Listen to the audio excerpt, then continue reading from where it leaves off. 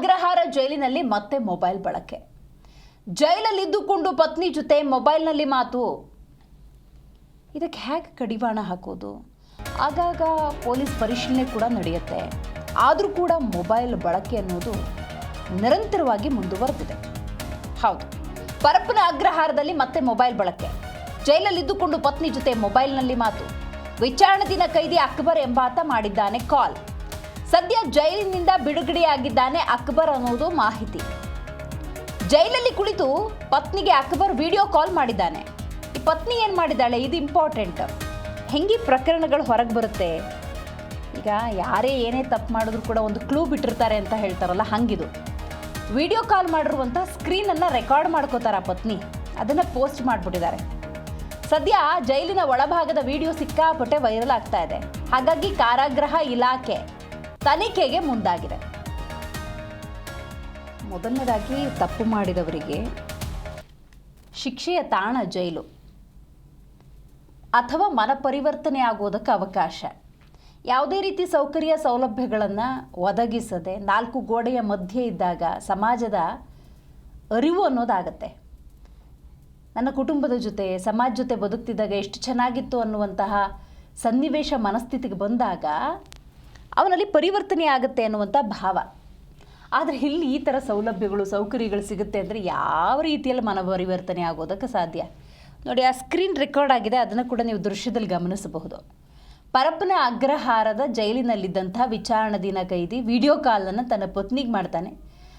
ಆ ಪತ್ನಿ ಗೊತ್ತಿದ್ದೋ ಗೊತ್ತಿಲ್ಲದೆಯೋ screen record option ಇರುತ್ತಲ್ಲ, ಅದನ್ನು ರೆಕಾರ್ಡ್ ಮಾಡ್ಕೊಂಬಿಟ್ಟಿದ್ದಾರೆ. ಅದನ್ನು ಪೋಸ್ಟ್ ಬೇರೆ ಮಾಡಿದ್ದಾರೆ, ಅಷ್ಟಕ್ಕೆ ನಿಲ್ಲಿಸಿಲ್ಲ. ಹಾಗಾಗಿ ಸತ್ಯ ಹೊರಗೆ ಬಂದಿದೆ.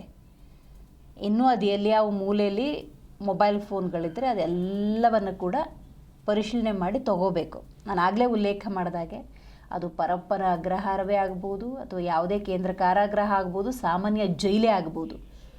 ಆರೋಪಿಯೋ ವಿಚಾರಣಾಧೀನ ಕೈದಿಯೋ ಅಥವಾ ಅಪರಾಧಿಯೋ ಜೈಲಿಗೆ ಹೋಗೋದು ಅಲ್ಲಿ ಮನಪರಿವರ್ತನೆ ಆಗಬೇಕು ಮತ್ತು ಮಾಡಿದ ತಪ್ಪಿಗೆ ಶಿಕ್ಷೆಯನ್ನು ಅನುಭವಿಸಬೇಕು. ಈ ರೀತಿ ಸೌಕರ್ಯಗಳು ನಿರಾತಂಕವಾಗಿ ಲಭ್ಯ ಆಗುತ್ತೆ ಅಂತ ನಾವು ನೋಡ್ತಾ ಹೋಗೋದಾದರೆ ಯಾವ ಮನಪರಿವರ್ತನೆಯೂ ಆಗಲ್ಲ, ಯಾವ ಬದಲಾವಣೆಯನ್ನು ನಿರೀಕ್ಷೆ ಮಾಡೋದು ಕೂಡ ಅಸಾಧ್ಯ. ಹೆಚ್ಚಿನ ಮಾಹಿತಿಯನ್ನು ನಮ್ಮ ಪ್ರತಿನಿಧಿ ಮೂರ್ತಿ ನೀಡ್ತಾ ಹೋಗ್ತಾರೆ. ಮೂರ್ತಿ, ಪರಪ್ಪನ ಅಗ್ರಹಾರ ಅಂದರೆ ಅಲ್ಲಿ ಸೌಕರ್ಯಗಳು ಬಹಳ ಸುಲಭವಾಗಿ ಸಿಗುತ್ತೆ ಅನ್ನೋದೇ ಇರುವಂತಹ ಮಾತು. ಇದೆಲ್ಲದರ ನಡುವೆ ಆಗಾಗ ಪರಿಶೀಲನೆ ಮಾಡ್ತಾರೆ, ಮೊಬೈಲ್ಗಳನ್ನು ವಶಪಡಿಸ್ಕೊಳ್ತಾರೆ, ಅನಗತ್ಯ ವಸ್ತುಗಳೇನಿತ್ತು ಅದೆಲ್ಲವನ್ನು ಕೂಡ ರಿಕವರಿ ಮಾಡ್ಕೊಳ್ತಾರೆ ಅಂದರೂ ಕೂಡ ಮತ್ತೆ ಮೊಬೈಲು ಹೇಗಿದು ಸಾಧ್ಯ ಆಯಿತು? ಮಗದೊಮ್ಮೆ ತನಿಖೆ ನಡೆಸ್ತಾ ಇದ್ದಾರಾ ಪೊಲೀಸ್ನವರು, ಹೇಗೆ?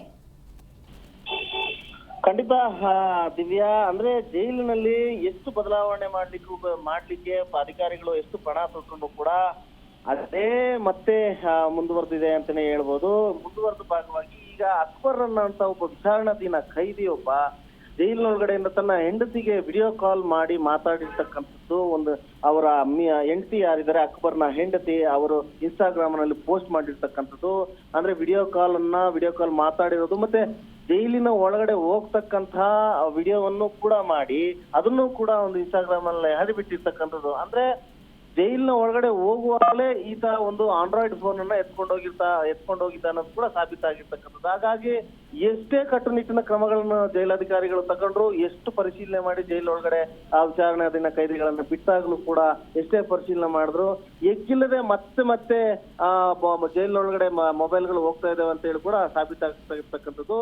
ಇತ್ತೀಚೆಗೆ ಅಲೋಕ್ ಕುಮಾರ್ ಅವರು ಬಂದಾಗ್ಲಿಂದಲೂ ಕೂಡ ಒಂದಷ್ಟು ಕಾರ್ಯಾಚರಣೆಗಳನ್ನ ಮಾಡಿ ಎಂಕ್ವೈರಿಗಳನ್ನ ಮಾಡಿ ಎಲ್ಲನ್ನೂ ಕೂಡ ಅಲ್ಲಿರ್ತಕ್ಕಂಥ ಅವರ ಯೂಸ್ ಮಾಡ್ತಿದ್ದಂತಹ ಬಟ್ಟೆಗಳಾಗ್ಲಿ, ಬೆಡ್ಶೀಟ್ಗಳಾಗ್ಲಿ, ಮೊಬೈಲ್ಗಳಾಗ್ಲಿ, ಇನ್ನು ಬೇರೆ ಯಾವುದೇ ವಸ್ತುಗಳು, ಸಿಮ್ ಕಾರ್ಡ್ಗಳಾಗ್ಲಿ ಎಲ್ಲವನ್ನೂ ಕೂಡ ಜಪ್ತಿ ಮಾಡಿ ಅದನ್ನ ರೈಡ್ ಮಾಡಿ ಎತ್ತು ಹೊರಗಡೆ ಹಾಕಿ ಒಂದು 2-3 ಟ್ರ್ಯಾಕ್ಟರ್ ಲೋಡ್ಗಳಷ್ಟು ವಸ್ತುಗಳನ್ನ ತಂದು ಹೊರಗಡೆ ಹಾಕಿದ್ದು ಕೂಡ ಸುದ್ದಿ ಆಗಿತ್ತು. ಈಗ ಇದ್ರ ಬೆನ್ನಲ್ಲೇ ಮತ್ತೆ ಇನ್ನೊಂದು ಮೊಬೈಲ್ ಸಿಕ್ಕಿಲ್ಲ, ಆದ್ರೆ ಆತ ಮೊಬೈಲ್ ಅಲ್ಲಿ ವಿಡಿಯೋ ಕಾಲ್ ಅಲ್ಲಿ ಮಾತಾಡ್ತಿರ್ತಕ್ಕಂಥ ವಿಡಿಯೋ ಇನ್ಸ್ಟಾಗ್ರಾಮ್ ನಲ್ಲಿ ಪೋಸ್ಟ್ ಆಗಿರ್ತಕ್ಕಂಥದ್ದು. ಇದನ್ನ ಸುದ್ದಿಯಾದಂತ ಬೆನ್ನಲ್ಲೇ ಈಗಾಗಲೇ ಜೈಲಾಧಿಕಾರಿಗಳು ಕೂಡ ಎಚ್ಚೆತ್ತುಕೊಂಡಿರ್ತಕ್ಕಂಥದ್ದು, ತನಿಖೆಯನ್ನ ಮಾಡ್ತಾ ಇರ್ತಕ್ಕಂಥದ್ದು. ದಿವ್ಯಾ, ಇನ್ಸ್ಟಾಗ್ರಾಮ್ ಪೋಸ್ಟ್ ನೋಡಿನೇ ತನಿಖೆ ಮಾಡ್ತಿದ್ದಾರಾ?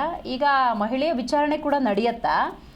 ಈಗ ಗೊತ್ತಿದ್ದು ಮಾಡಿರೋದಾ ಗೊತ್ತಿಲ್ಲದೆ ಮಾಡಿರೋದಾ ಮಹಿಳೆ ಈ ಪೋಸ್ಟ್ ಇನ್ಸ್ಟಾಗ್ರಾಮ್ ಅಲ್ಲಿ ಪೋಸ್ಟ್ ಮಾಡಿರೋದು?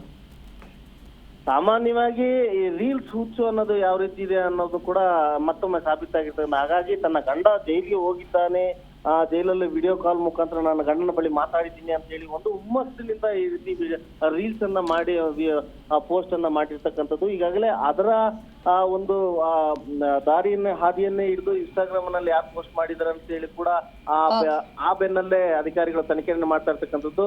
ಈಗಾಗಲೇ ಅಕ್ಬರ್ ರಿಲೀಸ್ ಕೂಡ ಆಗಿದ್ದಾನೆ. ರಿಲೀಸ್ ಆದ ಬೆನ್ನಲ್ಲೂ ಕೂಡ ರಿಲೀಸ್ ಆದ್ಮೇಲೆ ಆಕೆ ಇನ್ಸ್ಟಾಗ್ರಾಮ್ ನಲ್ಲಿ ಪೋಸ್ಟ್ ಮಾಡಿರ್ತಕ್ಕಂಥದ್ದು ದಿವ್ಯಾ. ಹಾಗಾಗಿ ಈಗ ಅದನ್ನೇ ಹಾದಿಯಾಗಿ ಇಟ್ಕೊಂಡು ಈಗ ಜೈಲಧಿಕಾರಿಗಳು ತನಿಖೆಯನ್ನ ಮಾಡ್ತಾ ಇದ್ದಾರೆ ದಿವ್ಯಾ. ಥ್ಯಾಂಕ್ ಯು ನಿಮ್ಮೆಲ್ಲ ಮಾಹಿತಿಗಾಗಿ ಮೂರ್ತಿ.